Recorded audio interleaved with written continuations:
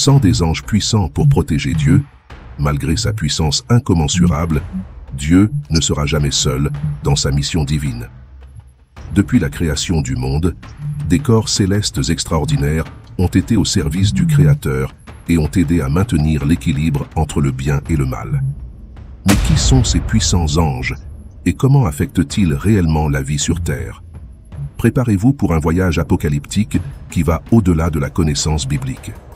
Vous trouverez 6 des anges les plus puissants qui l'aident dans l'œuvre de Dieu. Michael, le guerrier divin. Dans les textes sacrés, le nom résonne au-dessus de tous. Michael, l'archange, est décrit comme le chef de l'armée céleste. Michael est le guerrier suprême, le défenseur de la lumière contre les forces des ténèbres. Image de Michael tenant une épée brûlante. La Bible nous raconte sa bataille épique contre Satan. Là, comme la foudre, il chasse les anciens anges déchus du ciel. Mais Michel n'est pas seulement un guerrier. Il est le protecteur des justes et le guide des âmes dans leur voyage final. En tant que chef de l'archange, il a une influence au-delà de notre imagination. Pourtant, sa présence est-elle encore ressentie aujourd'hui? Dans les moments de désespoir, lorsque l'espoir semble disparaître, beaucoup de gens rapportent ressentir une force invisible qui les protège. Comme si Michel agissait en son nom dans la tradition chrétienne, il était appelé dans la prière à lutter contre le mal et la tentation de Fadin. Dans une scène d'une ancienne église, les vitraux montrent à Michael qu'il pourrait être l'ange qui peine toujours à maintenir son équilibre dans un monde de plus en plus chaotique. Tandis que Michael était un guerrier, Métatron était un ange de la connaissance et du mystère, peu connu en dehors des cercles mystiques. Métatron occupe une place unique dans la hiérarchie céleste. Dans la tradition ésotérique, il est décrit comme le porte-parole de Dieu, le médiateur qui relie la nature divine et l'humanité. On dit qu'il supervise le livre de la vie, où le destin de toutes les âmes est enregistré. Mais Métatron a-t-il aussi le pouvoir de réécrire ses destins? Certains textes anciens suggèrent que Métatron a participé à la création du monde et a supervisé la formation du ciel et de la terre. Dans le judaïsme, il est considéré comme le guide suprême qui conduit le peuple de Dieu hors d'Égypte. Un ange ludique et humoristique, mais impitoyable dans sa mission. Parallèlement, il brise la réalité existante et permet à de nouvelles réalités d'émerger. Métatron agit-il encore parmi nous, sculptant l'histoire d'une manière mystérieuse? Gabriel, le messager divin, est peut-être l'ange le plus renommé. Celui qui apporte des messages importants à un moment crucial de l'histoire sacrée est Gabriel, qui annonce la venue de Jésus et qui, selon le Coran, révèle la parole de Dieu à Mahomet. Mais Gabriel était bien plus qu'un messager.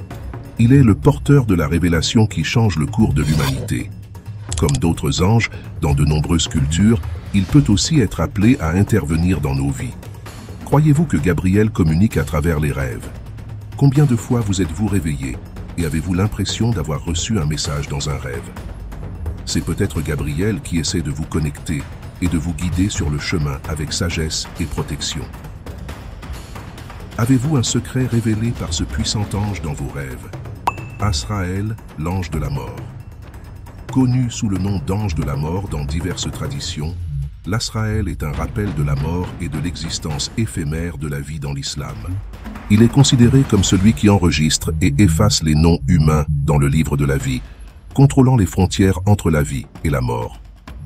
Malgré son image effrayante, Israël n'est pas un être maléfique.